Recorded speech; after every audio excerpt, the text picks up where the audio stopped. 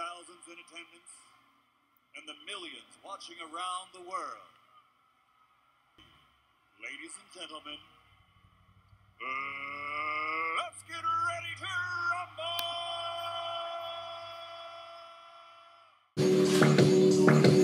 Oh. Good afternoon, this is Dr. Paul Goldstein. The opinions expressed by these two, fellows, colored folks, may or may not be the opinions of their employers, or mine. Holla at me. Want to see more on my living room? Play Nintendo, it's easily done. Pick up the phone, say I'm probably not home. Sex all night, mad in the bar. In my weed, smoke all my weed, tattoo on 50s, C-H-A-D. Hey.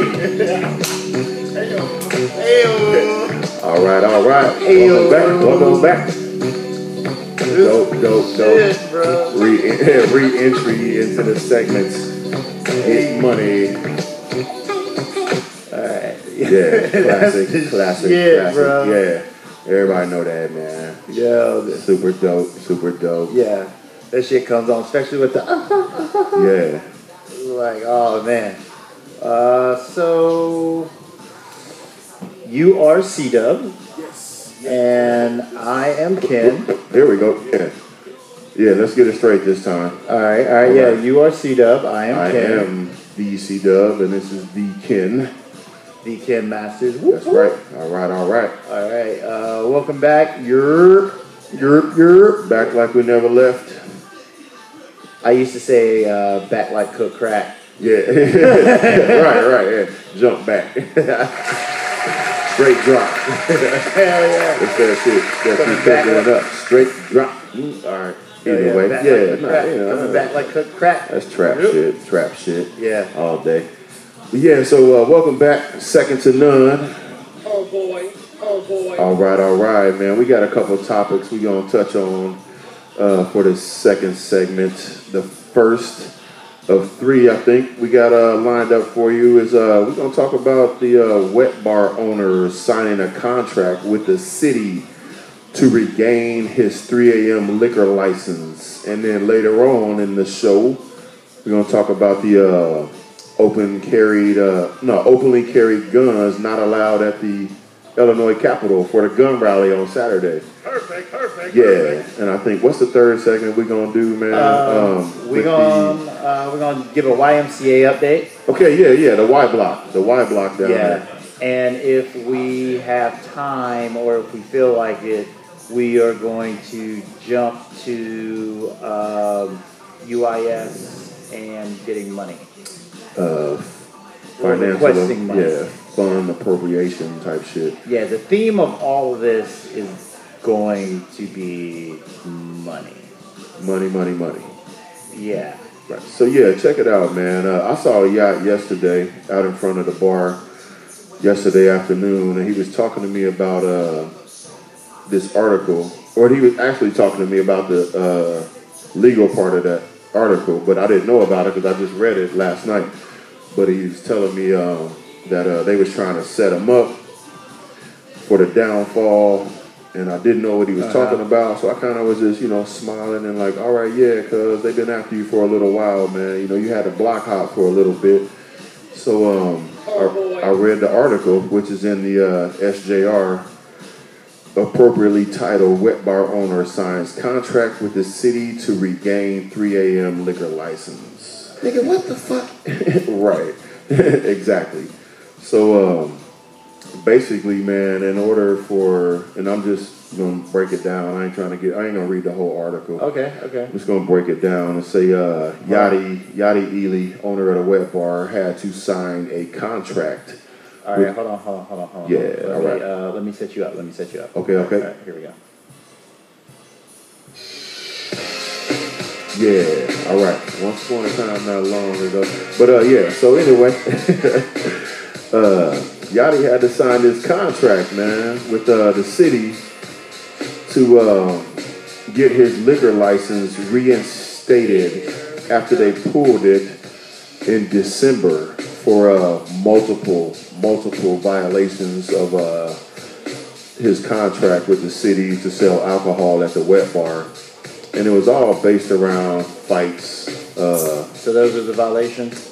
Okay, just a violation, I guess I should say, but it was every week. It wasn't like, just once in a while. I mean, because, we down here every Saturday. So just to be clear, it wasn't multiple violations. It was one violation multiple times? Repeatedly, violating the same, breaking the same law. Habitually line stepping. Yeah, he's stepping over the line. So they took his license. Okay. And they initially said that they were going to revoke his license for a year, which was cut back to 6 months. So he got it back last week, I do believe. But for real. I'm glad he got his license back, man, because I think a lot of the problems over there didn't really have nothing to do with Yachty himself personally, but just, the people that came into his bar. So, Perfect. Not really. So, I mean, your point's perfect. yeah, okay, I got you. All right, man. Yeah, I got you.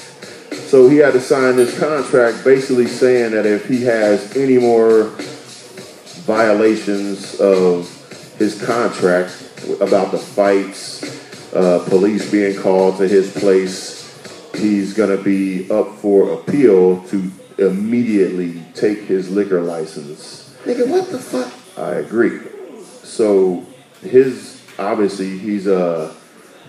first train of thought was to go to the discrimination, saying that he thinks that his bar and him in particular is being discriminated against.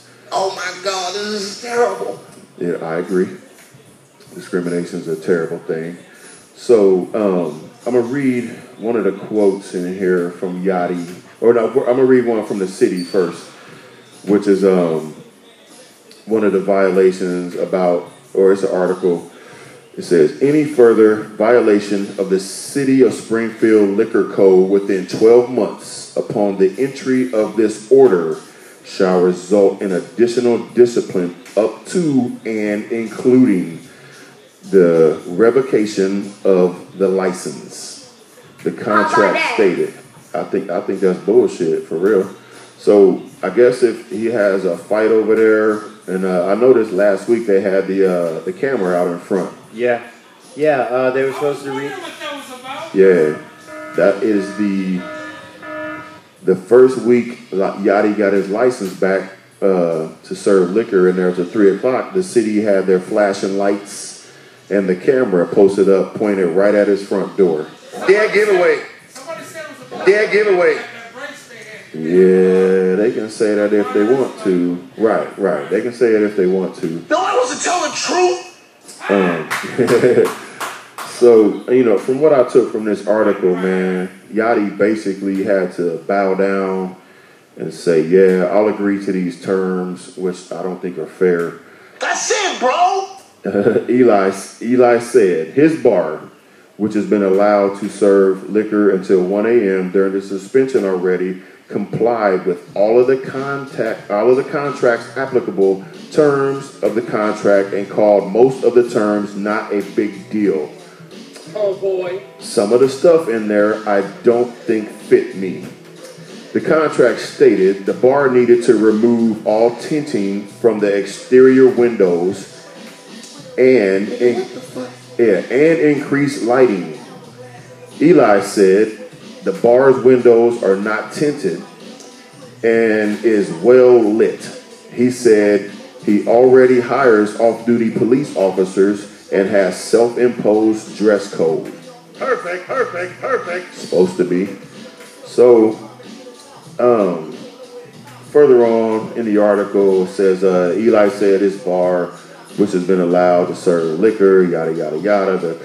He's been complying with all of these limits that the city has imposed on him. Contract stated the bar needed to remove tint. Already did that because he said it wasn't tinted. Perfect. Yeah, because I don't think they are tinted. I don't think they're tinted. I think they just got a curtain up. Yeah, they got curtains up. They're not tinted. Yeah, that's what I thought. Okay. So, he said, which is Yachty, the contract first presented to him would have reinstated his license this Monday. Eli, Yachty, said Langfelder, the mayor, changed the date when Eli appointed Yachty, pointed out he was promised his liquor license 6 months after it was suspended, which would have been April 5th. So initially, when they suspended it in December, everybody was told it was going to be suspended for a year. Yeah. That's what the paper said. So Yachty said that the mayor told him it was going to be suspended for 6 months. The mayor replied with this: "If I told you that, that's what I'll do." Okay, and that's a quote from Yachty. So anyway, Yachty went on to sign his contract.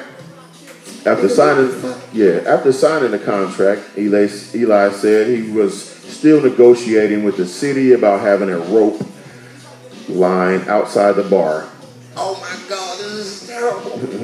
Which would possibly make Eli responsible for incidents on the sidewalk in front of his bar. Nigga, what the fuck? Langfelder said the whole sidewalk will not be the bar's responsibility. He lied! I agree.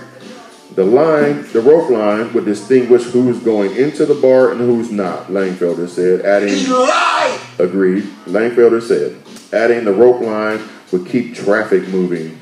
Well... Nigga, what the fuck? Yeah, traffic's moving on that sidewalk, whether that rope's out there or not. So... No, I wasn't telling the truth! Let's cut that out.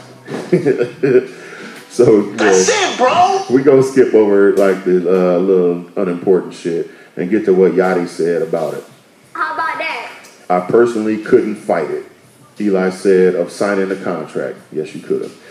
It's one of those things, me being a person of color and dealing with the legal system, sometimes it's best to plead out whether you're guilty or not. Nigga, what the fuck? Not true. Nigga, what the fuck? Not ever. Nigga, Not fuck? ever. Nigga, what the fuck? Thank you. Nigga, what the fuck? Nigga, what the fuck?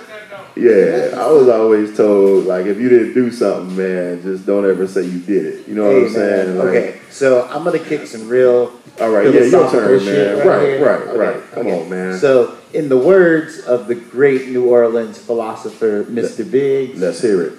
You can get you 12 white folks and take that shit to trial, my man. Thank you.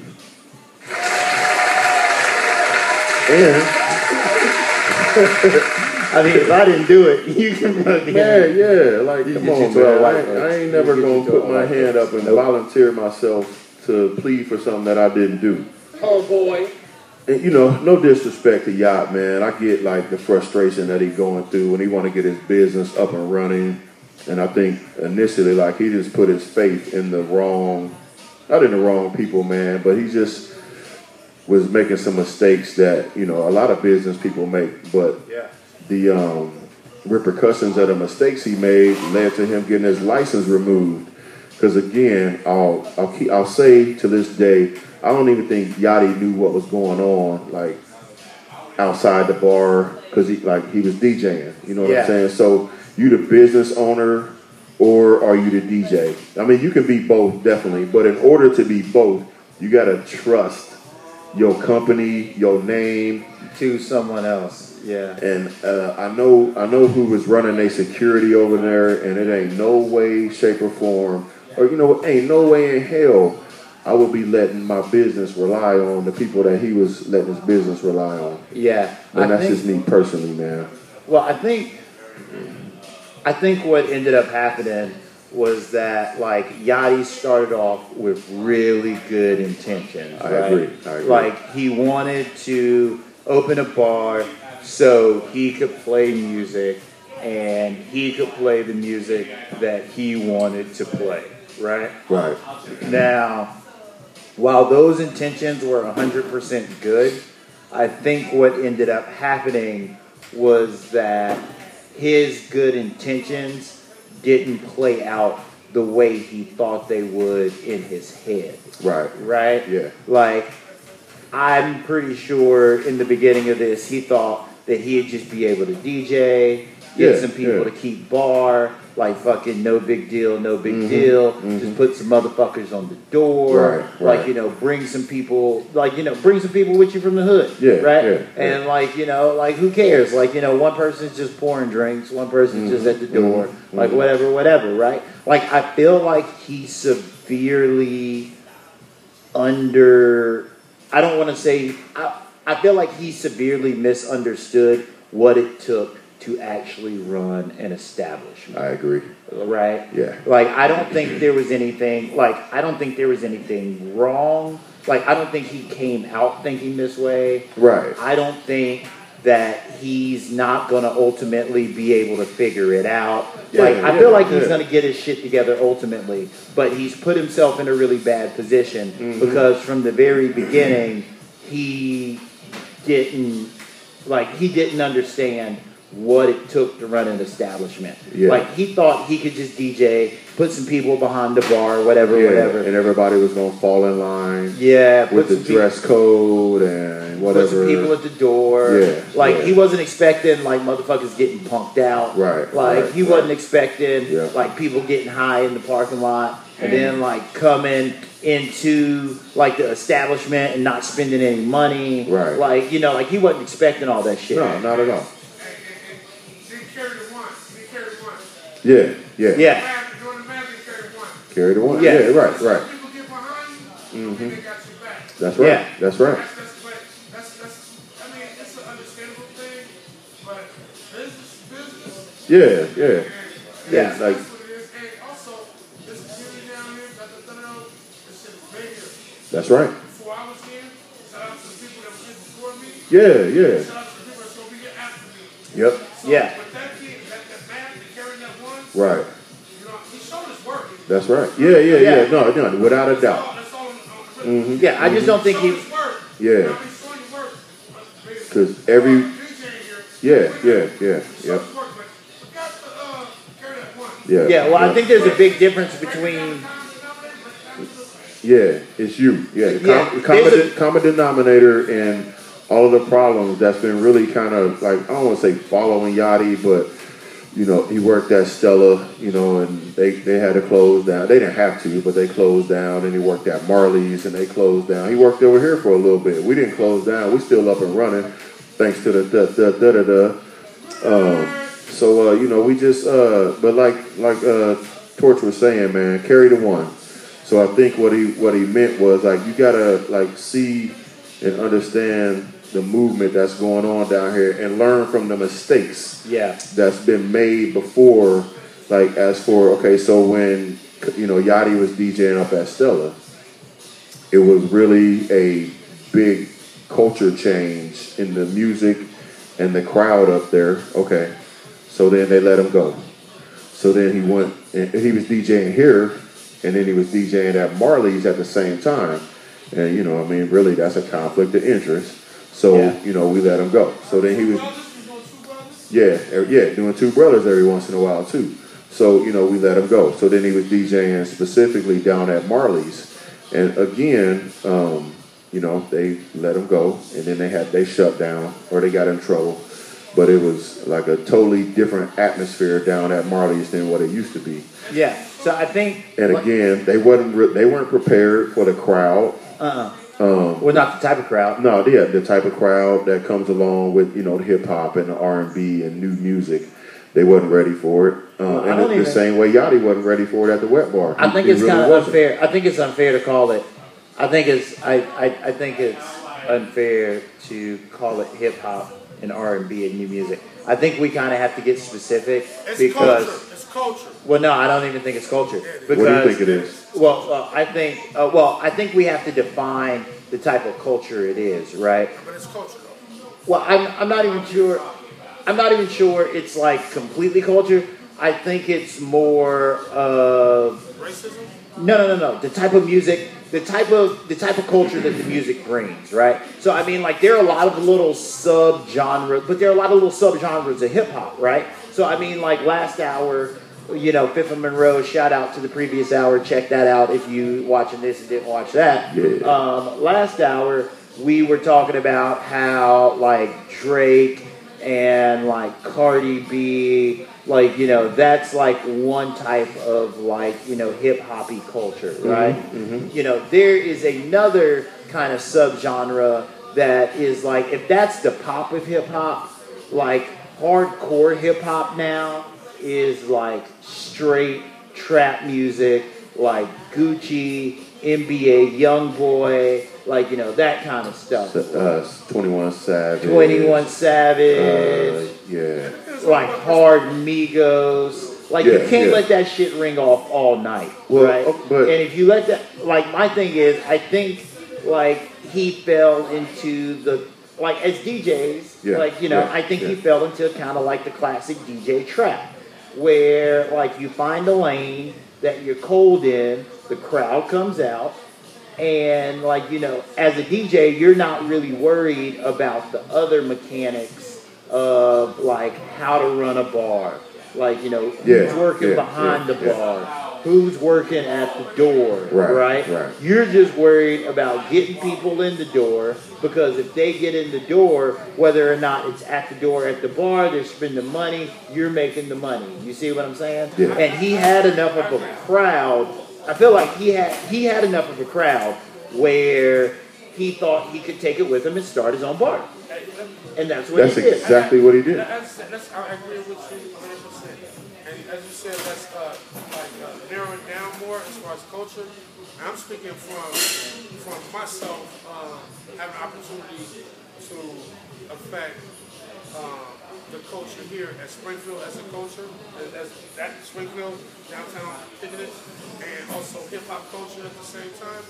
For example, with the trial and error and learning, learning through your mistakes. Like, for example, shout out to John Scalano and what he's doing here at Bar None on Fridays as far as the show starting at a certain time. Now understand, like, I can't make people as me being a promoter. I'm talking about me now, but using myself as an example of where he went wrong with, not where he went wrong, but the calculations, carrying the one. I've also fell under that, not carrying the one. When I was, boom, we had the door open up because you was there, had the door open up at a certain time. And Wu brought it to my attention a couple weeks ago. He was like, yeah, that was a downfall. I'm very proud about, And you should be, but, right. He was like, that was the downfall of towards Tuesday, is when you start changing the times to cater to them. But at the same time, all I want to do is make sure that people have a good time. Also, bar makes money. I expand on the culture. So what I'm saying is, certain factors, you got to change the variables, the X and the Y.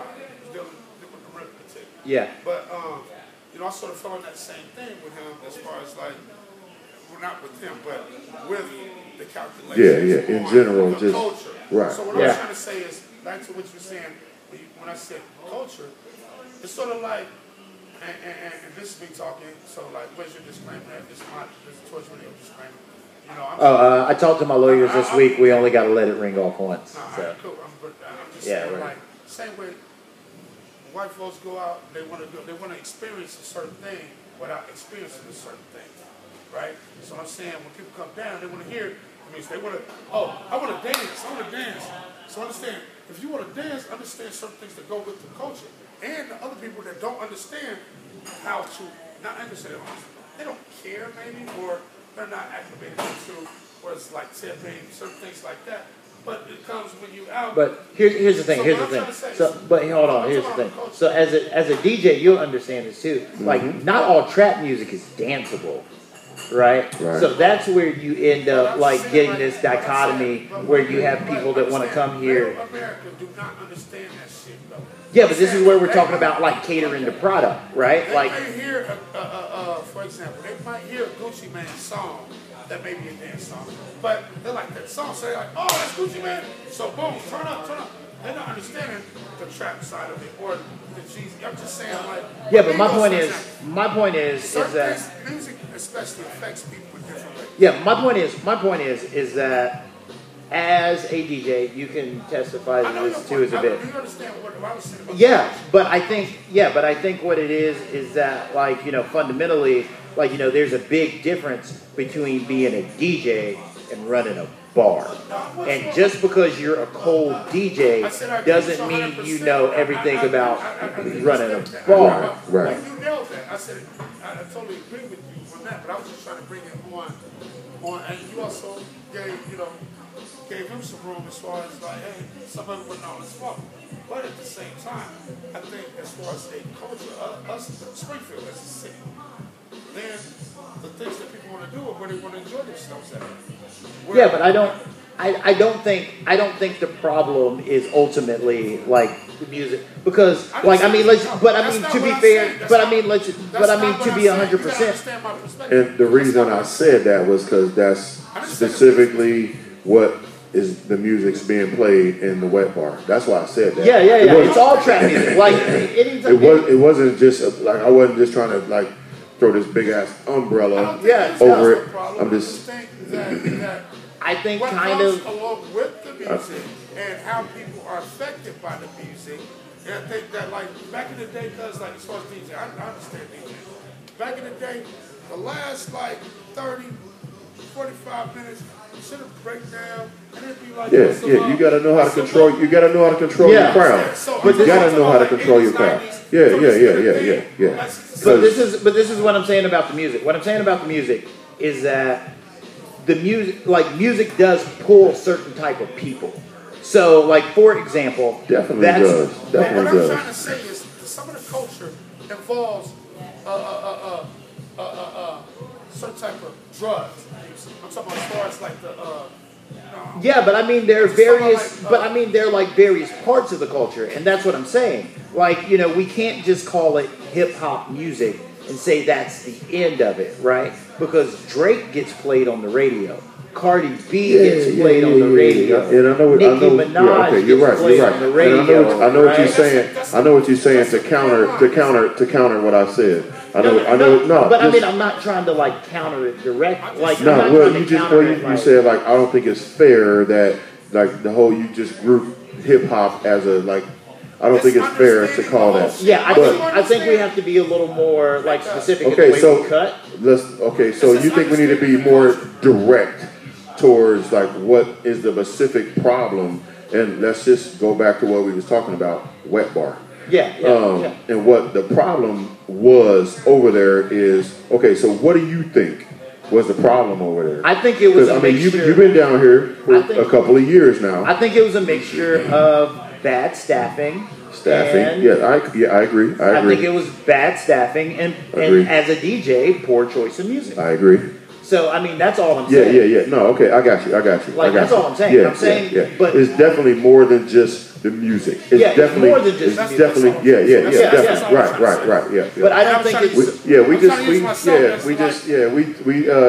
we did the mile instead of the 100-meter dash to get to the same point. It's a great conversation, by the way. I just want to say that instead of like sometimes like we're all like I totally agree where you were coming from. I mean you from a different era. Yeah. So like I but your points that you made, spot on. Right. Like spot on. But what I'm trying to say is the whole point is to make the people get it. Yeah, right. You know what I'm saying? The people. And that understand what like Langfield or whatever the mayor name is like. It's come downtown and see what's up. Yeah. Come downtown and see what's up. I agree. Come look, see what's up. Instead of like be reactive, be proactive in your governing of the people. I'm just saying, come down and get a slice down at Glennis. Boom, that would be good. Because I've never seen Proctor, any of the other aldermen down here late night, except no, because the culture. I mean, it's not their culture. They will understand that that's not their thing. But when you're policing or you're governing, people, you were saying except in your best interest. Sam Cameron. Yeah. Say what you want about Sam. That's why you're in Springfield. Say what you want about Sam. Sam got shit done. He got shit done downtown, and he be out here till like 1, 2, 3 in the morning. Whatever he doing, he be out here. So that's why you're in Springfield. But that was one good thing about Sam. Is that he was out here. He would go get a slice. Shit done. That's right. And he would come in here and have what did he have? The peach schnapps and Bailey's, the fuzzy navel. Fuzzy navel all day. And he'd come in here. You hear different behavior patterns or whatever, but certain things that he was about, which balanced, or not even say it completely balanced, but it's sort of like we need more of that. No, I agree. So that, I people govern from a distance. Yeah, I don't think all the people that's telling or throwing up their hand to vote yay or nay, and they ain't never been down here to see what's going on down at least here. Not after dark. At 2, 3, 4 in the morning, but they're like, oh yeah, he's somebody's being treated unfairly. You can't comment on that because you don't be down here. You don't know, like, or somebody's being discriminated against. Or maybe it's just maybe it's just stuff going on down here that you don't care about because it don't involve you, and you just want to, you know, jump on the bandwagon about a political issue, or okay. Right. This is a great conversation. Yeah. This is second to none. Second to none. This is the second to none hour. Here at Bar None at the 5th in a row show. Yeah. Here first. 245 South 5th Street. Yeah. But I just see like a couple of these aldermen that kind of like tagging in or chiming in like on the back end of these conversations and these votes, but they don't come down here. They don't see all the fights going on down here, all the people in the parking lot. You can't get out of the parking lot because people just out. They ain't even in their car. They just got their car parked. Yeah. Music bumping, dog fights in the parking lot and all of that old stuff, man. But like the aldermen that just kind of want to jump on the bandwagon and be like, y'all treating Yachty unfairly. I ain't never seen you down here after 10 o'clock at night. Oh my God, this is terrible. And even for the ones that say that Yachty is getting treated appropriately, I ain't never seen you down here at, after 10 o'clock a.m. or p.m. either. So, like, if you're going to pass judgment on someone and come down here and say he is doing something or he's not, you're just listening to hearsay. That's it, bro. Or you're looking at YouTube and you saw a video of a fight. Well, it was fights going on down the street at other bars that, they might not got the same punishment that Yachty did. But at the same time, the problems that was going on at the wet bar was going on every single weekend. Dead giveaway. Every weekend. Dead giveaway. So, back to what we was talking about, man. So, I mean, I agree with you fundamentally that most of it's staffing, right? Without a doubt. But I also feel like what happens is if you have bad music and bad staffing, that just kind of conflates the issue. Right, you see what I'm saying? Right. Because they're like two type. I feel like most people, especially in a town like Springfield, they follow radio culture. You see what I'm saying? It's what they hear on the radio. The shit they hear, top 40, that's what they want to hear when they come out. They want to hear the relatable shit, right? There is only a certain, when I mean relatable, I mean the shit they listen to on the radio. Right. Okay.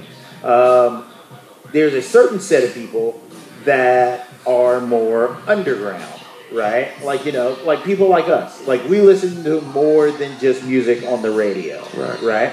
So, because we listen to more than just music on the radio, we'll go to a place that plays music that you don't hear on the radio. Oh, yeah, without a doubt. But we are not the representation of what that subset of society is. Right. You see what I'm saying? Enough people like us aren't going to the wet bar to financially support his business and keep it open. Yeah. And find it profitable for him to make a living and pay his staff and pay his bills, pay for his alcohol. Enough people like us ain't going there. Yeah, I mean, I feel like a lot of this on a level is kind of an economic decision. You see what I'm saying? Once you kind of get sucked into it. Right. And then, this one night, we made $1,500 at the door. Okay, hold on. Are you going to tell the story? No, I'm just generalizing. Okay, well, here, hold on. Go ahead. Let me go ahead and tee you up, man. All right. Come on, let me go. Let it go. Let me rock. Why is this thing not letting me rock? All right, there we go. No, this is not letting me rock. So I'm just gonna keep on talking. Okay, man. keep on talking. So just from Yachty's standpoint, the wet bar standpoint, I was hitting the wrong button. Yeah, it's all right. The Henny got me. Yeah, you open a bar and you make a whole bunch of money at the door, like $1,500 to $2,000 at the door, but your liquor sales are less than $1,000. So what are you gonna keep doing? Right. You're gonna keep catering to that genre of music. The same people that's coming there starting the fights, having the problems out in the parking lot, you look past all that stuff because you made 2 G's at the door. And all of that money that you make at the door is paying for your staff, your liquor, on top of what you make at the bar. So, all right, you sold $1,000 worth of liquor at the bar, but you made $2,000 at the door. 3G. And the only time people coming in there is from 1 o'clock in the morning till 3 o'clock in the morning. And basically 2:30 though, because a fight always break out at 2:30. So you got you got to get in there before 2:30. So you got an hour and a half worth of business to where you already made $3,000. That sounds like a winning recipe, right? I mean, it sounds like ideally you would think, man, you're not doing the math, right? No, I did something right. I made basically $1,500 an hour. You know what I'm saying? If you do an addition, then it sounds like a winning recipe. Sounds like a deal. If you're doing calculus, there we go. There we go. Right? Right? Like some people out here playing chess and some people out here playing checkers. That's what it is. Right? That's what it is. And it's not like people don't have the ability to learn how to play chess. Right. It's just that if you start picking up easy money playing checkers, there is no incentive for you to learn how to play chess at all. Why slow it down if you don't have to? Yeah. You know, if you don't have to, and you can keep making money doing the same old shit without changing up the genre of music or your staff and the dress code thing. That dress code's been in play since day one. Yeah. Now, whether your employees enforce the dress code, that's a different story. So, man, like that's my thing. I feel like that's my fundamental thing with like the whole wet bar situation. Is all right. Like I don't think Yachty set out to do it this way. Right. I feel like he was more of like, I don't want to say a victim of the circumstances. I think he got overwhelmed. Yeah. I do, and I know I just talked to him yesterday. I was really, and he's a really good dude. Yeah, and he would never admit it because like he a prideful dude. But I think he got overwhelmed with the situation. And he's treading a lot of ground here. That's right. The money was flowing. Yeah. You know, everybody was like, Yachty, you the man. You doing this. You doing that. You the best ever. You the greatest. You got your own business. Yeah. Money's flowing. You making money hand over foot every Saturday night. Rest of the nights, poop. Saturday night, you making enough money to pay your bills, take care of your staff, put some money in your pocket, take care of everything on 2 hours worth of business. Yeah. But those 2 hours worth of business. It was good for the monetary part of it, but when it came down to the people respecting your business, respecting the public, respecting the community, it wasn't there. Well, it's addition. Like it's addition and calculus, right? Yeah. So like you said, like the simple money, like the simple math, like bam, bam. Yeah. Like I'm making all this money, that works out, right? But the calculus, once you're like, all right, why are my other nights not popping off? Like, why don't people like me? Right. Why am I getting trouble from why am I getting trouble from the police? Yep. Why is the mayor looking down the crap on me? Like that's calculus, right? And that's kind of why I stand on there's a big difference between being a cold DJ that pulls a crowd. And Yachty is a cold DJ. Yeah, he's a cold DJ. He's a cold DJ that pulls a crowd. Yeah, that's right. You can put Yachty anywhere with 2 turntables, and he'll have that shit rocking, right? Without a doubt. Without a doubt, right? But there's a big difference between doing that and running a business. It's a big difference. It's a big difference, right? And like I said, I think he was back there behind the 1s and 2s, not even knowing that his door guys got hats on with marijuana leaves on the hats and shit. That monkey shit. Yeah. And they got a wand, a metal detector, but homie got it in his back pocket. Looking cool. Yeah, because he really scared to pull it out and be like, oh, we gotta wand you because he's scared. You know what I mean? And they all like, you got 2 of your security guards like this tall. One of them that tall, you know what I mean? You got a couple, no offense, ladies, but you got a couple ladies working the door too. I know you want to be, politically correct and all that, but the crowd of people that come to your bar, they don't respect that. I do not believe women should be working doors at bars where it's kind of sketchy. Because for real, there's not a lot of, if you're getting in a situation where someone will bring a weapon to a bar, right? Like if they're bringing a weapon to a bar, that means that they don't mind using that weapon in said bar, right? Right. As a business owner, I wouldn't feel comfortable putting a woman in a situation where a man wouldn't could either. potentially use a weapon against her. Like, it has nothing to do with, like, gender roles and shit like that. Like, you know, it's purely, like, if this dude's gonna, like, pack some shit and bring it to the bar, what's to say he has the discretion to be like, yo, I'll use it on a man, but not use it on a woman, right? Like, I think that goes back to like Yachty just being a good dude. Yeah, you know what I'm saying? He's and you like, can't give people the benefit of the doubt out to a fault. Like Yachty's a good dude to a fault. 100% stand up. And I think the people that were working for him were his friends, people that he knew involved with his church. You know, and you know what I mean? Like, come on, man. Like, this little dude is not about to stop nothing from happening up in here. Yeah, no. Or, you know, these young ladies you got working the door, not going to stop nothing from happening here. No, I mean, you know, it's kind of a different level. Like, you're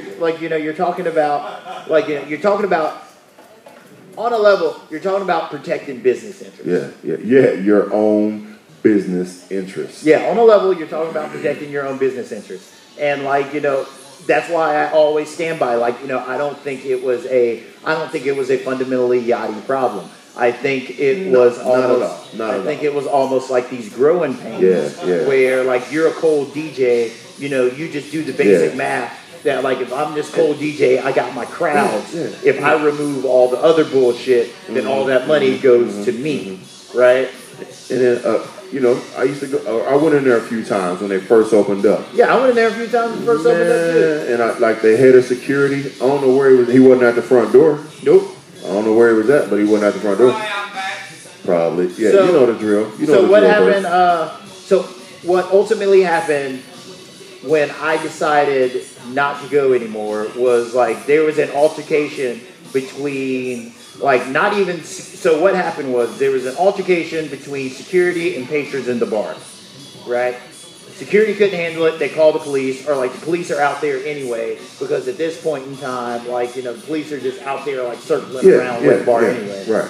And the police come in and actually end up having an altercation with the patrons in the bar inside the bar. Right. So it's police v. patrons inside the bar. And, like, somebody, like, the police end up throwing tear gas in the bar. I remember. Because it was fucking bedlam, right? Chaos. Like, it was like three police officers that ran up in here, and, like, they weren't ready for what happened inside. Right. And it became retreat. Yeah.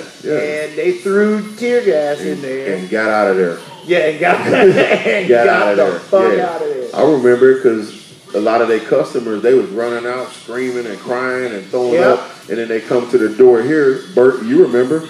We used to like stand at the door and be like, no, you gotta turn people away. You can't come in here because y'all just tore up the wet bar. You're not coming in here. Sorry, you got tear gassed. Maybe you just shouldn't keep going there. I was lucky I was close to a wall because I was able to, like, hit the corner and then get low. Oh, was that the night everybody was running down? They was going out the back door. They was going out the back door too. Yeah, I remember. Spreading like roaches. Because, like, that's what happens with that tear gas. That tear gas, you know, you got to get low. Because if you don't get low, like, it just lingers, like, it hangs in the air. Right? So, like, I was lucky enough to be able to get down and get low. Like, kind of let the crowd dissipate a little bit. And then, like, kind of work my way to the door. Yeah. But, I mean, like, you know, that shit dropped. And it was right. I'll never come here again. I didn't have nothing that serious go on that made me stop going there. And what happened when I stopped going there was, and it was probably 2 weeks after they opened, man. And we just go in there, me and Woo, you know Woo. Yeah. We just went in there to support Yachty, get a couple beers, buy some drinks. You know, the place starting to fill up, man, and it's super dark in there, man. You can't see nothing. Yeah, that was another thing, too. Total, from the article that we read, they wanted them to turn up the lights in there. But you can't see nothing in the wet bar. Contrary to what Yacht thinks, it's not well lit. No, it's not. So... Well, I mean, we was up by the stage. Really accommodate that. We was up by the stage and it started getting busy. So people automatically go to the stage because y'all are cold DJs. So they go up to the front. So they listening to them and they So we kind of gradually start moving back towards the back part of the bar So we up against the wall by the bar because we still drinking beers and whatnot. And finally it got to the point where like I couldn't see right in front of my face, man. Yeah. And I was like, woo, let's get up out of here, man. It's getting a little too crowded in here. So we heading out the door, and I bump into this young lady, and I was like, oh, excuse me, baby, I'm sorry, you okay? And I guess it was her boyfriend. He was like, watch out, nigga, don't be touching my girl. I was like, dog, I'm sorry, I was just saying excuse me because I bumped into your girl. He was like, what's up, nigga, get your hands off my girl. And I was like, man, I'll beat your ass up in here, man. Yeah. You better fall back, dog. But, you know, I ain't about to fight up in Yachty's club, man. But, you know, dude was like probably this big, you know, going off or whatever. And I was thinking, this is only a problem because I couldn't even see in front of my face. It was so dark. I'm bumping into people trying to get out the door, and it wasn't really that busy. But it was that dark to where I couldn't even see like 4 or 5 feet in front of me. So I'm bumping into people, and I'm saying, excuse me, but everybody want to fight, or they got their chest stuck out. And like, you ain't even built like that, dog. But I'm not finna tear up Yachty's spot because, you know, I fuck with Yachty. Yeah. So that was like when I stopped going in there, man, because it was over something minor, really, you know, not even a big deal. All I was doing was telling your girl, excuse me, and I was saying sorry to her, and you want to try to size me up. I don't think you built like that, bro. And I just went outside, man. I was like, let's get out of here, dog. This ain't really my scene. Yeah, like, it's a knife edge out here, yo. Like, when I was in there, yo, it always felt like it was close to, like, something was always close to popping off. Yeah, always. Like, it was tense. Real tense in there. Round of applause to Bird. Thanks, sir. Cheers. Yeah, I just couldn't get comfortable in there, man, and there wasn't no place to sit. Yep. And okay, I'm old. Yo, I need to sit down, man. I'm glad they got the chairs. That's right. And we were just talking about that. And So before we started talking about this article, man, we was just looking at the picture that they had posted on the SJR, and I was like, damn, is that upstairs or downstairs? Because he didn't used to have any bar stools in there. Yeah, no, it was just a straight hallway. Yep, and it was like VIP, which was like these couches or whatever, and it was kind of on that raised section or whatever. Yeah. And then like it was. Let's not call it a VIP. Let's just call it a drinking area. Okay, yeah, let's call it a drinking area because I don't think you can't get Budweiser in a VIP in a real bar. Yeah, or in a real nightclub. Yeah, it's supposed to be like bottle service. Yeah, you can get a bucket of beer and go up in the VIP. So let's not call it the VIP. Okay, man. So there were seats on an elevated area. Yeah, designated drinking areas. Yeah. And then everything else is just like standing room only. That's it. And then if you went downstairs, you had the bar that was only part-time open. Yeah. And like all the bathrooms are downstairs too, so you got to make that trip down the stairs. And then they get mad at you for going downstairs. Yeah. Yeah. But no, man, I wish Yachty the best of luck. I think he's gonna turn it around. I hope so, man. I hope so. Yeah, I hope so. I don't never want to see nobody's business fail, especially downtown, man. I've been working downtown and feeding my family for about 10, 15 years, somewhere around there. I guess I could do the math and figure exactly how long. But, you know, downtown is dope, man. And anybody that says downtown sucks, you just suck. Downtown don't suck. You do. There's plenty of stuff to do for anybody that's, whatever you're interested in, is something to do for you downtown. Yeah. We got a bad reputation for a little while because of, you know, what was going on out in the streets after, you know, 2 o'clock in the morning from, you know, sorry, yacht, but, you know, the crowd at the wet bar. It's just what it is. Let's just be honest and not bullshit. And even when they took his license, he said he understood why they did it. So it ain't like I'm sitting up here like making up shit. That's just shit that Yachty recognized also. But I'm glad he got his liquor license back. I hope he makes some changes to his staff. Yeah. According to him, he already has. That's the big thing. That's right. That's right. You know, if you don't got like 3 or 4, 6'4", 250 dudes working your door, you better put out an ad that says you're hiring door guys and security. Yeah. Because the crowd, you know, the music that you play, the crowd that you cater to, which is all good as long as you can control that crowd. If you can't, You can't do it. Just simple as that. There's a reason Max has pat downs and metal detectors. That's right. We're just gonna leave it at that. That's right. They got issues over there too, but yeah, I mean, I know they what play you're the saying. same music. No, Like, they I do. mean, it comes They with do. the territory, They right? They had a couple shootouts over there a few months ago, but that shit don't get publicized for whatever reasons. I But mean, either way, I mean, you know, if you want women to come to the bar, that's right. It's not going to be a night full of 21 Savage and Gucci Man And women, and not ratchets, not ratchets. Yeah, women. Oh, I mean, it's a good space. Yeah, I mean, it's a really good space. Right. But you like if you don't utilize the space well, then the space is almost like, you know, pointless. Yeah, like it's basically just a hallway with disco lights. Yeah, if you don't get the right crowd in there, it's a straight shot. Yeah. Walls are painted, no decorations. It's just a hallway. Yeah, and then downstairs they got lights. the tile and the bar, but Yeah. you know, like if you're not utilizing it, right? like, It's basic, no decorations, no expenses. Turn out the lights, or turn off the headlights and turn on the strobe lights, and you got yourself a nightclub. Yeah, and then in Springfield, play some 21 Savage, Gucci Man, and Migos all night. Yeah, and you'll make a shitload at the door. That's right. Fucking a little bit at the bar. It'll only pop one night a week.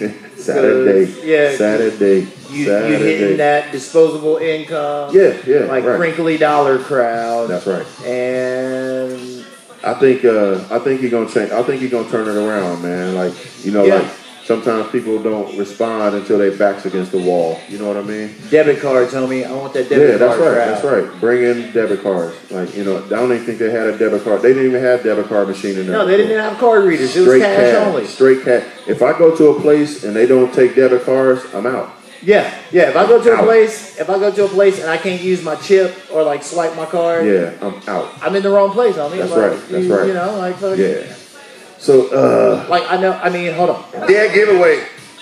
You know what's about to happen. You know if what it is. you go up to the bar and they're like cash only. Oh, we got an ATM right there, but we're not gonna swipe we're not gonna swipe your card. Yeah. I'm out. I'm gonna go use the ATM and pay my tab. Not ever coming back in here. Yeah. I think he got some bad advice on that tip though. I really do. I feel like on a level he catered to the crowd. Like it wasn't because I mean, like, you know, having the debit card, having the debit card really costs money, right? Yeah, you got. Let's say like every time you swipe that boy, you got to pay for it. Yeah, so let's say your crowd is like 85% cash and 15% debit card. Ain't no point in having the debit card reader, right? Cut that out. It's over with. Like, that's why I kind of stand on, like, the music part a little bit. Yep. Because the music part, like, really influences, like, who comes to your bar. Yeah, man, it definitely does. Yeah. 100%. You can tell what's going on in a place if you stand there for 30 minutes. Yep. And listen to the music. You can tell exactly the crowd that's already there. Well, obviously you there, so you can see that. Or the crowd that's about to be there. Yeah. Without a doubt. But I wish Yachty luck. Welcome back. I saw him. I'm glad you got your license back, cuz. Welcome back to the game. And I hope you switch your staff up, man. Yeah. I don't want no problems over there because your problems affect us. I can't believe he signed that contract. Yeah, that is really blows my mind, and I didn't really touch on it like I wanted to.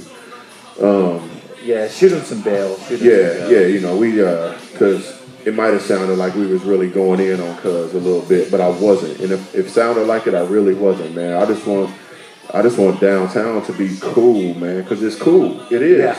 I just feel like Yacht's going through like a lot of growing pains. Yeah, man. Like, definitely. I still stand by, like, you know, I just can't like not stand by. Like, you know, there's a difference between being a cold ass DJ. You know what you know, dog. Yeah. You know what I'm saying?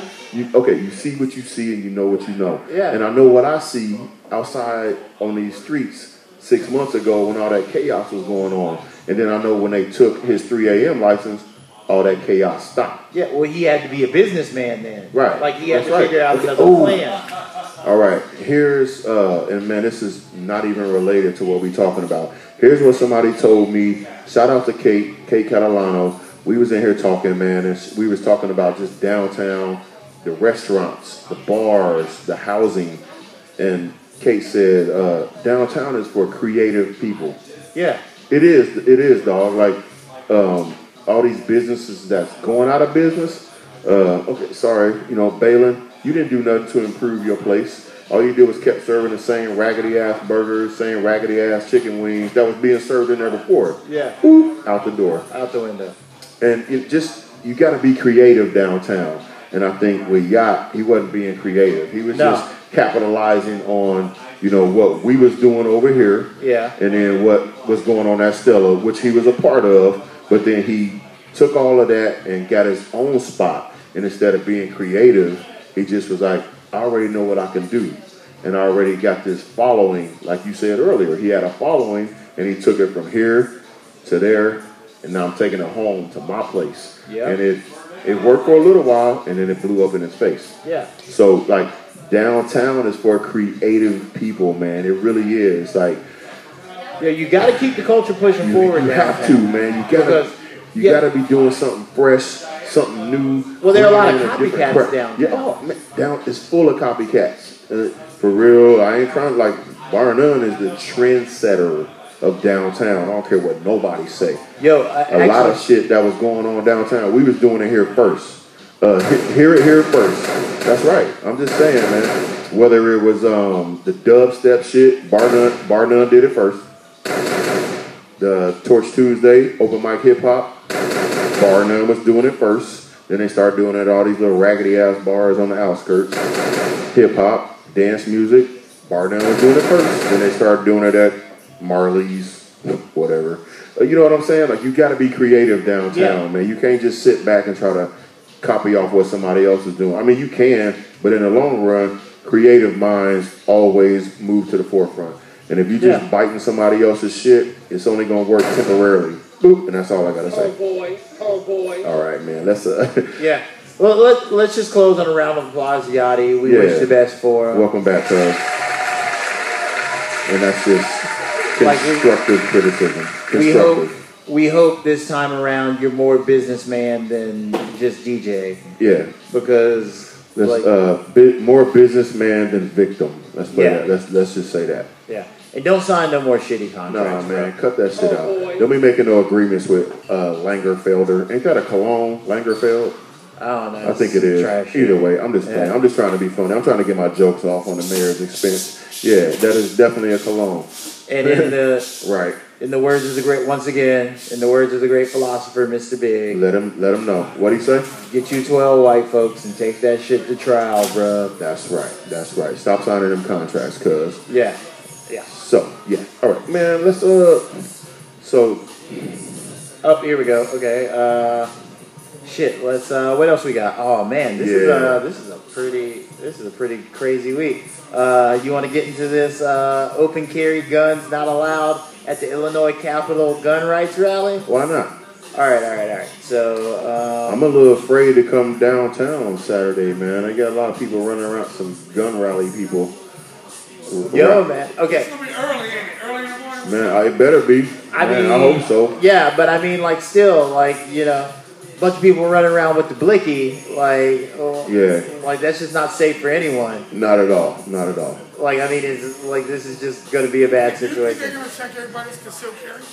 No, this is open carry. No. So this is open carry. That's what they wanted to do. So there's So that about like, as long as you got a gun card, you can bring your shit down there? I mean, they weren't going to be checking for gun cards anyway, but I mean... Right. You hear me, cuz? Yeah, well, they weren't going to be checking for gun cards anyway, but no. Like, people want to walk around with the blicky, like, wide open. Yeah. Yeah, I know, but I mean, that doesn't matter. I mean, that don't matter if motherfuckers walking around with the blicky. Yeah. Open carry guns not allowed at Illinois Capitol. Yeah. Gun rights rally. Yeah, you can't be walking. So here's the thing. So you can't just be. Thank you, man. Organizers are encouraging gun rights supporters to bring unloaded rifles to rallies at state capitals across the U.S. this weekend. Pushing back against a wave of student-led gun violence protests that some see as a threat to the Second Amendment. Yeah. So basically, what that says was these people got together after the shooting on Valentine's Day, correct? So all of the students. I believe it's his most recent one, the Parkland one. I believe it might have been no. Yeah, that was on Valentine's Day. Parkland was that the most recent one though? Yeah, was the Parkland. Well, no. I mean, like a school shooting. The 17 murders. Was that Stoneman Douglas? Well, I thought the one that happened on Valentine's Day was the Parkland joint. That was like the one where 17 people got killed, right? I believe that was the Parkland one. Yeah, well, Parkland was February. No, I'm asking. I don't know. That's why I'm asking. Parkland was February. Yeah, you're right. Yeah, you're right. I think that sparked this whole like walkout and all of this stuff. Yeah, that sparked all the student lit. Yeah. So in order to counter this, like students walking out, like trying to protest and show support and like get people to start making changes with the gun laws, this group of people decided to march on the capitals across the U.S. this weekend. Yeah, and pack the blicky, right? Yeah, in order to counter the students walking out and protesting gun laws. Yeah, so we're gonna counter children by packing the blicky. Children that are like standing up for stuff and believing in something.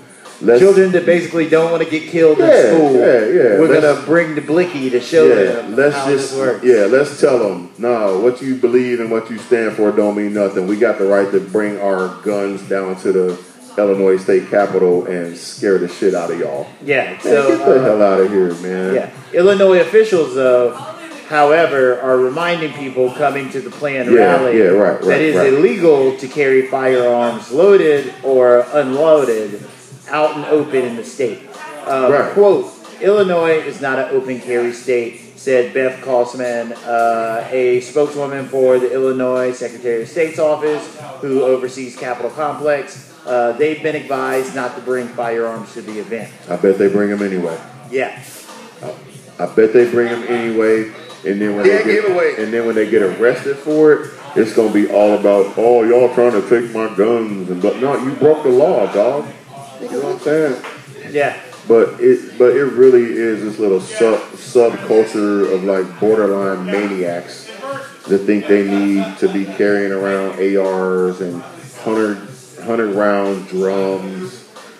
For what reason? I don't know. I mean, I'm not really sure why you need a gun that holds 100 bullets in it, other than just to like cause chaos and shoot lots of people at one time. Well, you know what it is? I don't know. I mean, just because you have the right to do something don't mean you should do it. Well, you know what it is? It's this, it's the extension of, it is the extension of white privilege on steroids, right? Yeah. So what happens is, like, you have people that... White privilege is real, whether y'all realize it or not. You have people that are so afraid of... You have people that are so afraid of, like, competition. Right. You have people that are so afraid of competition that the only way that they can survive is by literally, like, taking away other people's rights to compete. Fear. Yeah, fear, basically. So what happens from there is you create a situation where you need a quote-unquote heavily armed populace in these people's minds. The upper hand. I have to have the upper hand on you. Because fear is the only advantage that they have. Yeah. Right? In the open arena... Also is the cousin of death. Yeah. In the open arena of competition, a lot of people aren't going to make it. Right. Well, a lot of people that are traditionally making it aren't going to make it, right? The blinky's the equalizer. Yeah, the blinky... It's not even the equalizer. It's the one-up. Well, the Blickie's the terrorizer, right? Yeah. Because, I mean, not all populations are allowed to have Blickies, right? This is where you get into, like, the prison industrial complex and, like, people being locked up. Yeah. And once you get locked up and you get out, you're not allowed to have a firearm. This goes back to the traditional disenfranchisement of, like, people of color having firearms. Like, the original gun control legislation, like, a lot of people don't know this. The original gun control legislation that first appeared in the United States was a reaction to the Black Panther Party. Yeah. So, like, Black Panthers in California were tired of, well, the first welfare programs were not public programs. They were private programs run by Black Panthers. Like, in California, there were Black Panthers that were sick of this shit, right? They were sick of the police terrorizing their community. Right. They were sick of white folks terrorizing their community. They went out and got all the Blickies they could buy. They started the first, like, what do you call them now? Like neighborhood watches and shit, right? Private security. Private security, neighborhood watches. Right. Black Panthers were at the beginning of that shit in the fucking 60s. They were fucking tired of that shit. So they squatted up, got all the Blickies, fucking started patrolling their community. Fucking California General Assembly, State General Assembly was like, no, you black people cannot have self-determination over your firearms. So that was the first gun control in the United States. Y'all check with us first. Not even check with us first. We taking them away. Just no. We just taking them away. That was the first gun control. Yeah, give me them shits back. Give me them shits back. That was the first gun control. There was not, you got to check with us first. It was like, nope. Like these are the limits on guns that people can have. Right. And by people, we mean people of color. Right? So then that's where you get prison industrial complex. You get like, felons can't have firearms. Right. That's where you get the disproportionate locking up of people. Like, it's all self-determination on your ability to properly arm yourself. All of these groups of people that aren't allowed to carry firearms look like you and I. Yeah. Yeah. That's right. Yeah, mandatory minimums. Like this is where you get, this is where you get rock versus soft cocaine, where Rockefeller laws. Yeah, because it's all designed. It's all designed to ultimately keep you away from having the same rights as white people have. Yeah, and by same rights, that's self-determination to carry the Blickie. That's right. Like at the end of the day, it comes down to self-determination to carry the Blickie, self-determination as a community to say we are going to have guns in our communities to protect ourselves. Right. Right? Like once you have guns in your community to protect yourselves, like legal firearms and not illegal firearms that are pumped in to help out with killing each other, basically genocide via the drug trade. Right.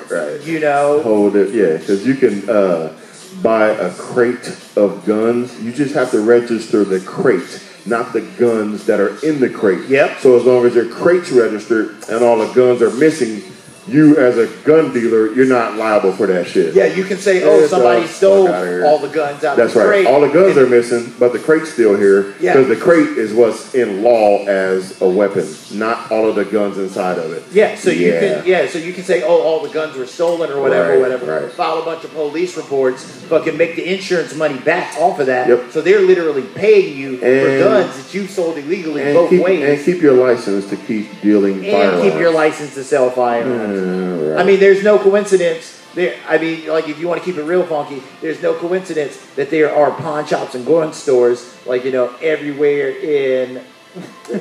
where we live. Yeah, everywhere where we live. And all the ranges where you practice are not where we live. Thank you. Right. I mean, okay. We're talking about Springfield? Heyo. Yes. I mean, we're talking about everywhere at this point. Just giveaway. I've got a new addition to the pawn shop on MacArthur. Oh yeah, Monster Pawn is now an official gun store. Yeah. Yes. Right. And the one over in Vinegar Hill has been a gun store for a long time. Oh yeah, that pawn shop is just a gun store. It's a pawn shop in name only. They got guns that shoot through red bricks, like 50 cal sniper rifles that will shoot through a school building and still hit its target. Yeah. That's in a pawn shop. Man, get the hell out of here. Yeah. Okay. I mean, it's a. Yeah, that's awesome. That's awesome. Yeah, that's right. That's in your local pawn shop. Yeah, I mean, you can get gun a gun rights are that'll shoot through for, the brick wall of a school building and hit somebody in the eye. Gun rights are for a very specific group of people. Yeah. Oh, without a doubt. Without a doubt. Yeah, you don't have to report a stolen weapon. There's still private-to-private transfers in Illinois. Yeah, until somebody gets caught with it, and then the dealer's like, oh shit, that's right. That crate came up missing. Not the gun, the crate. The largest depot of trains that carry guns is located in Southside Chicago and has the minimum amount of police. They get broken into all the time. They get broken into all the time. All the time. No coincidence. All the time. And no fucking coincidence. Gary, refuse to believe it, Rom. Gary, Indiana has more gun shops than any other city in the Midwest. Dead giveaway. Located right outside of Chicago. Dead giveaway. Get the Yeah, well, that's what. Right. Well, that's what ends up happening, right? Like a lot of these low guns, a lot of these states that have really loose gun regulations. Indiana, they make all of their money in the firearm industry by selling to places that have high gun regulations illegally. Right. So that's where you get the flood of guns over borders. There was just a Chicago Tribune article that talked about how most of the guns that the Chicago PD confiscate can't be traced to Illinois. Right. They're traced to Indiana and Wisconsin. That's right. Yep. So, man. Well, you can't have no guns out at the Springfield Capitol from Saturday afternoon, psychos. But no, these psychos are going to have guns. No, they are, man. It's going to be a lot of them out there. You can't take my guns, and nobody's trying to take away your gun, psycho. I guarantee you.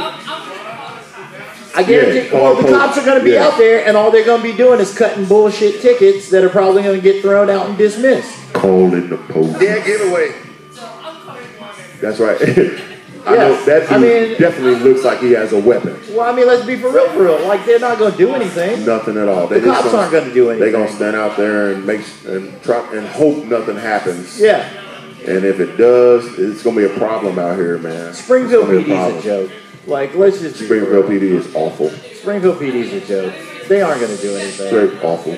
They'll give you a ticket. Yeah, they'll give you a ticket for some fuck shit before they will, have the courage to pull up on one of these dudes with a gun. Yep.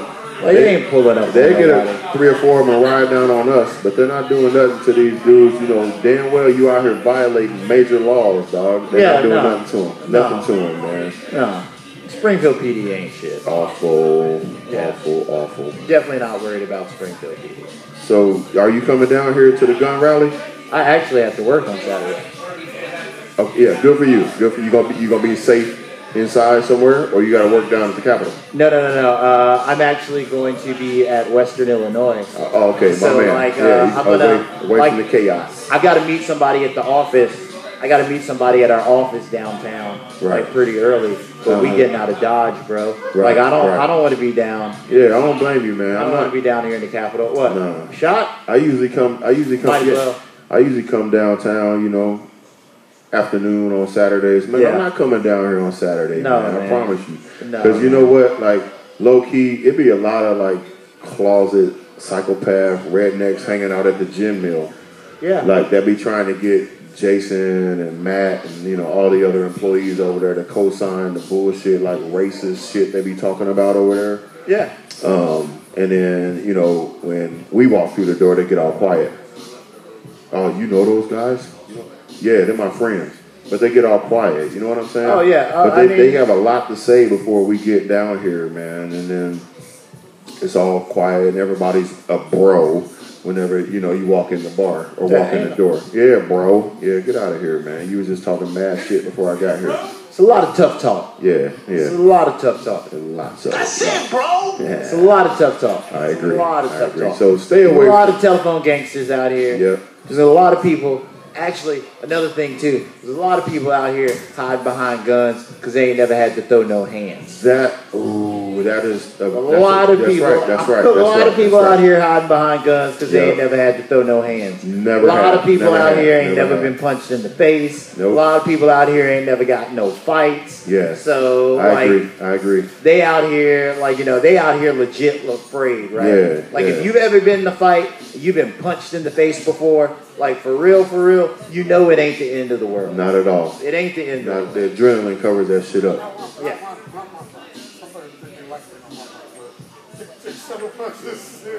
Nah, but I mean, even if you get punched in the face a couple times, like it ain't the end of the world. Like if you done got beat up before, you know it ain't the end of the world. Yeah, I done got stole on. I done got beat up before. Yeah. I done got jumped before. Yeah. Like it ain't the end of the world. You know. Yeah, I don't know a lot of fights though.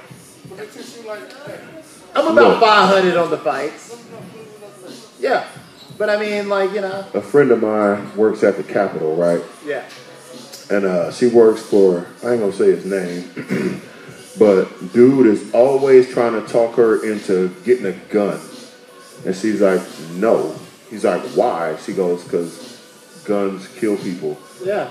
I'm not gonna kill nobody, you know what I'm saying? And I don't want nobody to take my gun and kill me. Yeah. So why the F would I be carrying a gun? And I got these hands. Right. Yeah. But she can't fight though, but she just don't believe just because something is going down around her or whatever, that automatically means I need to start packing a gun. Yo. Dude is constantly sweating her to go get a gun. You know what I'm saying? Yeah, he's scared. The blicky gives people confidence. It does. And that's what I told her. I said, have you ever been in a fight? She was like, nope. I was like, good. You don't need no gun. You ain't fighting nobody. You ain't whooping nobody's ass. You don't need no gun. You know what I'm saying? But her boss, he's a legislator, whatever, is always trying to talk her into going to get a gun. And she's like, no. He's like, you want to go shoot my gun with me after? She's like, no. You know what I'm saying? Yeah. Come on, man. Quit pressuring people into carrying guns. You know what I'm saying? When a lot of these people say they're afraid, when a lot of people say they need guns or whatever, basically what they're saying is that they're afraid. And you don't want to get punched in the face. Yeah, you don't want to get punched in the face or in the stomach. You want to have a quick if you want to have a rough altercation. Of course you can talk. What you got? I just want to say right now, that's the worst advice somebody gives somebody. And sometimes that's right. Hey, when I was in Chicago, man, my dad used to be like, boy, you got a lot of rabbit in you. I was short, skinny, I was scared of me. I'm being honest, it was enough's enough. Right. Understand, we used to ride freight trains on South Chicago. Which they understand they did. Yeah. Now I got banger. I'm the backpacker now, the banger. So when I go see a girl in another neighborhood, Yep. Understand? You got the thing. Yeah. It took a lot for me to put that down. Yep. I'm being honest, nobody would say that shit on some. You always see the tough talk. But yeah. It took a lot. I was about 8 years for me to carrying a gun changed your whole perspective. Right. I had a concealed carries in North Carolina, and it took forever for me. Right. And you don't know if you blame them or if you feel somebody it's the worst feeling ever. If you got some kind of empathy for your fellow man, if you're not Yeah. No, you just a straight. Right. I'm glad she took that advice. Yeah. Please balance that off. Yeah. Right. Exactly. No. Yep. I don't need to go get a gun. Right. He's like, well, how you gonna protect yourself? And she was like, from what? You know what I'm saying? Yeah. Look, I understand. Yeah. No, full disclosure. I'm from the South, so I got a couple blickies. It's kind of. You ever been shot at? Yeah, I've been shot at. I didn't been shot at not directly. People weren't shooting at. Yeah. No. When I mean I've been shot at, I mean people weren't shooting at me, but I got caught. Yeah. I got caught in a gunfight. That shit is about shit. Fuck all that. Yeah, no. I was just curious because I know you got your card. I know you got your thing and all that shit. But I mean, so I was just curious. I've been caught in a gunfight, but it wasn't okay. So the college I went to, I went to a HBCU, right? Yeah. She was at, like, you know, it wasn't like, yeah, but it wasn't like, it wasn't no prestigious HBCU. It wasn't no Tuskegee. It was Fayetteville State University, Fayetteville, North Carolina, right on the edge of Fort Bragg. Shout out to Yuri K's No. Fisk is a prestigious university. Like, so there's certain levels of HBCUs, right? Like, this is Black College Talk real fast. Certain levels of HBCUs. You got your Howards, your Hamptons. Wait. So you're using an acronym, okay. HBCU. Historically, tell that what it is so everybody knows it. Yeah. HBCU is historically Black college and university. Okay, now and what these things were after the Civil War. Like, so after the Civil War, Emancipation Proclamation, all that shit, right? Like, black people were supposed to be free, but they weren't exactly equal, right? This is where you get, like, start saying it, No, let's go ahead, cuz. Okay, this is where you get, like, the separate but equal joints, right? Like, this is, like, you know, this is the shit between, like, the Civil War and civil rights, right? Separate but equal type joints, right? So here, like, you know, they were like, oh, black people are free, whatever. But, you know, they got to go to their own schools, do this, whatever. So you get like a general grant, like that's where you get these land grant colleges, and that's where you get like A&T, agricultural and technical, like A&M, agricultural and mechanical, like FAMU, agricultural and mechanical. Yeah, Alabama A&M, that's Alabama Agricultural and Mechanical University. Florida Agricultural and Mechanical University. North Carolina Agricultural and Technical University. Okay, I was just telling you, you was using an acronym, HBCU. This shit goes deep. Break that down so we can move forward. You ain't got to back up the soul train. Let's keep it moving forward. Okay, so so those are what HBCUs are, right? There we go. Okay, so then you have but then within HBCUs, you have certain levels of like more prestigious HBCUs and then just like run-of-the-mill HBCUs. So you have like Spelman, Morehouse, Tuskegee, Hampton, Howard. Like, you know, these are prestigious HBCUs that you hear about that, like, you know, yeah, Grambling, fucking Florida A&M, fucking Southern, fucking. He went to Florida A&M. Yeah, but I mean, I forgot we're in a state where we just use acronyms instead of saying what we want to say. Yeah. All right. Yeah. Well, I mean, everything has an acronym. Just say what the fuck you want to say. I think they agree with you right now. Yeah, is there an HBCU in Illinois? Is Chicago State an HBCU? Chicago State's an HBCU, right? Okay. So, yeah. It's a historically black college. Hell no. Okay, this HBCU, my bad, HBCU. Chicago State? Hell no. Wait, guess what? I mean, I don't know. I didn't know Chicago State was an HBCU before I moved here. Langston, Oklahoma. Oh, Langston, yeah. Fisk and like there's some in the Midwest. Kentucky State, yeah. So I mean, HBCU. HBCU. All right. See, I'm using acronyms now instead of saying what I want to say. Yeah, I'm running out of breath, so I can't it's quicker than saying historically black college and university. But some people don't. Okay, but some people don't know what you're talking about. So if you're trying to make a point about something, you should make sure everybody knows what you're talking about. Yeah. Instead of just being brief, non-descriptive. Say what the fuck you're saying. Okay.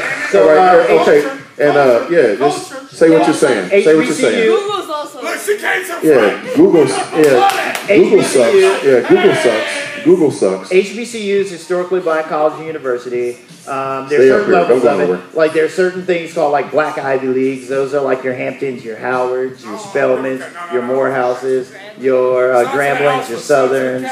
Like those are NAACP. All I say is, have you ever been shot at? African American. But this is I ain't glorifying that shit, but like really, not at all. So this is what I'm saying. Like I just went to like a run-of-the-mill HBCU that like wasn't special, wasn't anything like that, right? It was like historically these things are placed in the ghettos, right? These things are placed in problematic neighborhoods, right? So, like, I mean, as a college student, what do you do when you, like, live in the dorm? You just explore your surroundings, right? Correct. So you end up meeting people, you end up fucking around with people, like, fucking, you gotta find a weed man, like, fucking, like, there's all this, you know, specifically. For example, though, like, they do But what I'm saying is, specifically in college, like, you know, these are your problems at, like, HBCUs. Like, you got to find a new barber. Like, fucking... Some colleges... So, I mean, right, what I'm saying is, at my HBCU, I had to go into the hood to find these things, right? Gotcha. Let's tell a story. Well, this is okay. but you asked me, did I get shot at? And I said not directly, No, and then we okay, kind of got sidetracked, You and then said- he was like, oh, well, whatever. Okay, well, let's just get back on point. Let's get back on point. Okay. And all I said was, Well, have can you I have ever a few minutes to land the plane without... It's been I like don't know. I'm saying like 15 minutes, but But all I'm right, always cool. Go getting ahead. interrupted, though. All right, I know. Okay. Yeah. All right. Either way. Okay. Anyway, Go. Anyway, so yeah, you know, you go to this I go to this I'm trying to HBCU. cut some weed. See? I'm just joking. I'm sorry.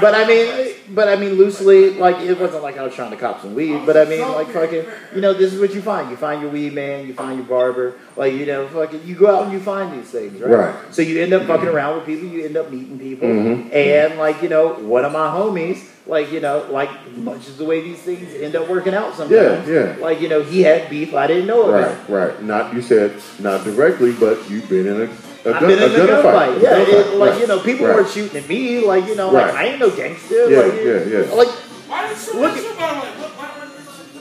why weren't they shooting at me? Why were they shooting? They weren't. That was the point. I was caught in a gunfight because they were shooting at one of my homies. Oh, you was with him? Yeah, and I was with them. So I got caught in the Should have been gunfight. like, let me out, bro. When the blinky's popping off, bro, Boys it in ain't the gonna hood. let me Boys in the alone. hood. Boys in the hood. Boys in the hood. Yeah. No, but I mean, like, yeah, it's a joke there when it's like, let me out, dog. But when the blinky's firing and you don't know the blinky's coming, and the next thing you know, you caught up in a stone cold like blinky. So it's funny now. I'm making... It wasn't. No, gunfights ain't funny, bro. Ain't nothing funny about being shot at. Ain't nothing funny about being shot at, bro. I'm saying... I done been shot at, bro. Ain't nothing funny about it. Yeah, it was funny because I hadn't been shot at yet. Once I got shot at, Ain't nothing funny about being shot at. about But getting no, shot. yeah. The comment, let me out, though. Mo, let me out, Mo. Yeah. Hey, yo. We can tell Mo let me out. that's So, right. like, we talking about gunfights. Like, no, I've been shot at. Right. Yeah. That's why I'm right, taking this kind of seriously. And then I was going to ask anybody in the audience, has anybody in the audience been shot at? Yeah, like, I mean, we're talking about gun laws and gun control and, you know. My wife's been shot. Whoa, wife's been shot. That sucked. yeah, that's something like a bitch. Yeah, that shit hurt. I went, my first experience and last experience of going hunting. Friendly fire.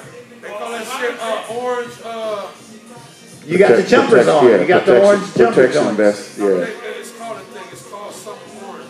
Like, anyway, I'm walking in a line of fire. What is that? Shot at in a different way, which is kind of funny. But Yeah, you know, right. That's not quite it. No, we got rolled up on in a parking lot, and luckily, old boy just had the 9 and had like crazy bad aim, and like he was just dumping. Right. Yeah, he got out the car and was buzzing back and fucking. So you already knew he had the itchy and the Roscoe? I mean, I knew he had the blicky because I had a blicky. How was you busting too? No, I didn't have the blicky on me. I didn't have the blicky on me. Who walks around with the blicky on him? Like, I'm not that type of dude. I got guns. I don't need to pack them on me. I don't have that type of beef in the streets. I ain't never had that type of beef in the streets. Yeah. Was that like it was hard to put that down and be the same person? That was what I was. It turned you into a different person. It turned you into, You know like, what I'm when saying? you out there carrying it, like, It definitely does. It definitely does. Having a gun, like, it changed your perspective on life in general. But I was saying before, like, I had my concealed carriers in, like, North Carolina because it's just, like, wow, easy to get. Right. And, I mean, like, you know, after that, I was like, well, shit, like, you know, like, I got to pack the blicky on me now. Like, Bump stocks, they were supposed to outlaw the bump stocks here. yeah, so bump stocks are kind of, bump stocks are more for, yeah, but they're more for long arms than they are for, like, handguns, right? Right. So, like, the big Assault rifle types. yeah, the big myth on guns is that like these long guns are like what's accounting for a lot of the crime. No, it's not. Like the No, vast it's not. majority of gun violence Handguns. is handguns. Handguns. Like 9mm, 45s, Right. 38s, revolvers, like shit like that. That's the mass majority of handguns, right? So when you talk about doing shit like banning assault rifles, like banning like bump stocks, like all that shit like that, that shit's That fucking- only comes after some tragedy in some white community Yerp. where a bunch of their kids got shot and killed. People who commit mass murder. But you don't really need bump stocks, though. No, you don't need a bump Yeah, stock. but I You mean, don't need a like- bump That's stock. the point I was Yeah, making. yeah, don't need a bump stock. Yeah, you don't need them. They passed the You don't need legislation. bump stocks if They you don't passed need the assault legislation. weapons. No, yeah, you're right. What the Yeah, fuck but do I you mean, need? that's What not do you gonna need an do assault much. rifle for? What do you need an AR-15 I'm for? just saying, like, what happened. I don't know one reason why somebody needs an AR-15. You know what I'm You're a saying? bad hunter if you need. Yeah, You yeah, are a right, bad right, hunter right, right. if you need an It's AR-15. not off the subject, but it is off the subject. The reason why I brought it up is just this week, the session's just back in. They voted on the bump stocks, right? But then they just scrapped it just recently. You look that shit up just like 2 days ago. They scrapped that and now they're gonna come back again. Yeah, but to me, all of that, to me, like growing up, to me growing up on a farm, like being used to gun There's an ownership issue with the bump stocks. is like, it's almost like putting lipstick on a pig, right? Like the problem Still a isn't, pig. it's still a pig. The problem isn't, Motherfucking gas. yeah, the problem isn't going to change. Like if you, so here's what's going to end up happening with the assault weapons ban before. Like we had an assault weapons ban in the United States for, in the 90s. And what happened? It was just a cut down on the sensational murders. It wasn't a cut down on like gun violence or like gun crime. It was just a cut down on the shit that made the news, right? So, I mean, like, you still gonna have, like, you are more likely to get killed by somebody you know with a gun than somebody you don't know. That's not a like gun violence thing. That is a difference between like having a long arm and a short arm, right? Like having a handgun. Handguns are in a lot of homes, right? So if you get in a domestic dispute, most gun violence occurs in domestic disputes. The top two ways that people die due to gun violence are domestic disputes and suicide. Like if you just want to keep it, just in general. Well, not really. There's more. The top two killers of young black men in gun violence is the police and domestic disputes. With Handguns. handguns. Because gang violence falls into domestic disputes because chances are these people know each other. But that also makes it irrational that we can't get rid of assault weapons. In the law, domestic disputes. I don't know about the law, but I'm saying domestic dispute is like usually between a family member. Yeah, but in the eyes of the law, domestic disputes are people that know each other. Acquainted is the domestic dispute. Yes, domestic disputes. Right. Is domestic disputes? Because because you have some familiarity with the person you have beef with.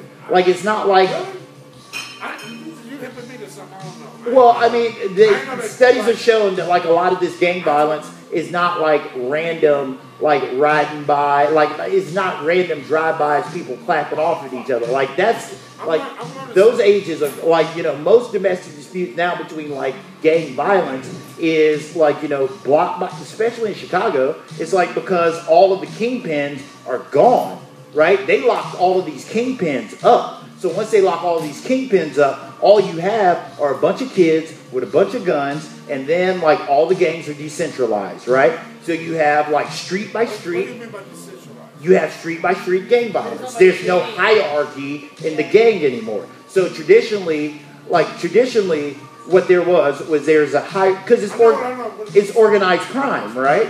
So it's a hierarchy to it. If you lock all the top people up, you just have basically lieutenants and soldiers running around. The lower level. Yeah, you have lieutenants and lieutenants and like soldiers running around with no I mean that's not even just that's like typical shit though. You know what I'm saying? Yeah, that's like but I not mean, even like. But I know what you're saying. Yeah, that's like right. I want to get to the point where you said domestic violence just a gang violence. Because somebody like. Well, when the law in the law, like in my interpretation of law, when you're talking about like domestic, Or like macro. well, what I know to be the law, and I've read a lot of this. Domestic, like, domestic disputes aren't just like man versus woman, married couple. Or no, not just married couple, but family. But it's like Dove said, it's acquaintances, right? Yeah. But acquaintances extend beyond family, right? Like, let's just say we're boys. If we're boys and we get into a dispute, okay. All right, let's break it down. Okay, so domestic, like when you think family or you think man versus woman, if you live in the same house with somebody, a woman and a man, you ain't married to them, they ain't related to you. You just beating on somebody or you're shooting somebody that's you're acquainted with. Just because you live with somebody don't make them your family. So the domestic, okay, so the domestic part of it is like, okay, so y'all two live together. Are y'all related? Hell no, you're not. Okay, yeah, that's what I'm saying. They are. Yeah, because they're acquaintances. You don't have to live in the same household to be domestic. Like acquainted with someone, and just because you live and just because you live, what I'm saying. Like because and just because you live in the same house with somebody don't mean y'all are family. Yeah, it doesn't. You know like what I'm happened saying? Let's just be real about it. It just doesn't mean y'all family. Yeah, like but what's happened. Y'all know each other, and just so happens you live under the same roof. Yeah, but you can live in different worlds. Yeah, even people that live on the same block. Yeah, and when it comes. That's domestic? That is domestic. Yeah, because chances are they know each other. Like if you live down the block from someone, chances are you know each other. It's not going to be a stone cold you've done it, right? Like, and that's where the problem comes in with like when you impose all these very strict laws on like locking these gang heads up and taking them away for a long time. Because like in any organization, like let's say you just take the CEO out of Apple, what are all these little franchise stores going to do? Like, you see what I'm saying? Like, I mean, it's a beyond, like it's not just a specific game thing, right? Like it's kind of like an organization thing. But yeah, like that falls into domestic violence because a lot of times you just have these people that know each other. Like usually the motherfuckers that's passing the laws want to put labels on shit. Like I guarantee you, like in those communities, it ain't domestic to the people that's in that motherfucker. You understand what I'm saying? It ain't like I'm just saying the people that put a label just because you put a label on something. I'm just saying like that. It's about education. Are you looking up domestic right now? Yeah, it's a big broad umbrella. What I'm saying is, I live in the hood. The scope of the umbrella is covered under country. Yeah. You know what I'm saying? Like so it's not just it's not just it's somebody that is in power right. That states, oh, this is domestic, so it becomes domestic. You get what I'm saying? The Yeah. people that's living in these communities understand what they need don't make them shit. Understand what I'm saying? But they still know each other. Relating to the running of a house do you know somebody or to family relations existing or occurring inside a particular country, not foreign or international. It's just a big broad umbrella of what domestic is. Yeah, it is. And it all fits under this. Yeah. Like, bro, like your education level just like and the people you fuck with, autism, Asperger's, man, big old umbrella. Yeah. You can just group all of it under there. Yeah, but that's what I'm saying. Like domestic, when you say domestic violence, right? It's not just because we family. It's like according to what the dictionary, I guess, the whole country is domesticated if you know someone. You know what I'm saying? Yeah, like the second you know someone. That is like considered domestic. The second you know someone is considered domestic. I look at that just like the disparity between crack cocaine and cocaine. And powder, yeah. One little thing will define something different that hey, Mo. you do 20 years more than something else. I'm just saying. Yeah. Did you say you were buying me a beer? Is that what you said? Foreign domestic. Hey, this is one of the best shows. One of something hip hop shit. Yeah. That's one of the best shows right now. I want to see. Yeah. I'm done talking right now. Let y'all close it Yo, out. what's the timer on this thing like, man? Like, I know we at 2 a.m. I don't know about what the timer on the recorder is. I know It's still 2 going. o'clock. 138.55. 138. 55. No, I mean, shout out. Hey, no. But it's Ooh, about I like content. it. I It's like about the content, echo. though. That's it, bro. I'm done. Like, do you got more shit you want to cover? Because we can talk about this all night. Yeah, but, we could talk about everything that we talked Y'all about feel like all it's night. called, You know what I'm saying? What? You know, we in the bar, and guess what? Towards money, drinking. Nah, I'm we saying, all is it- drinking. is it the Yeah, but I mean, content- we've been going at the this since content- 10:30 it ain't and been it's 2 o'clock. No, I'm right saying now. in the show, I just want to know one thing for myself. I ain't just drunk motherfuckers just sitting here. I'm saying, like, good content, man. I agree. Like, wasn't no big Yeah, rant or no. No, I'm saying, like, wasn't everybody no- came with yeah, some straight yeah, up definitely, shit. definitely, And we learned definitely. things. That's right. Shout to Mom about the HBC. Yeah. I'm just saying, like, this is a positive, productive, HBC. and we got Yeah. content. Yeah, that's right. That's right. Yeah, What's that? definitely. I didn't know what HBCU meant. The U. Yeah. You, all right, guess what? But guess what? I didn't go to the U. Guess what? HBCU. Tuskegee Right. was a what? Institute. That's what it did. Tuskegee Institute, but it's still HBC. Yeah, I mean, my school started as what was called a normal school. Guess what? And then I'm which in the older, was I'm in the older for, bracket than you, though. teachers What and year you nurses, graduate? and then What year you went to expanded. college in? What year? 2003 to 2007. All right, guess what? All right, that explains where college, but we learn to speak each other's language. And that's the whole thing about it. It's like, I've learned, like, I've learned a lot. 2 ears, 1 mouth I got. I got to listen to you. This is your world right now. You in that generation. You can cut that off, but like, I'm just a grumpy old man. That's me. I'm a right, grumpy and guess old what? man. Hey, guess what? And I'm just an asshole. What you mean? Yeah, you are. Is that what you just co-sign that shit? Hey, guess what? I'm going to work I mean, I think I hit the that's it, bro, to end it. So. That's guess it, what? bro. Guess what, though, bro? What would the world do without assholes? There'd be a lot of shit with it.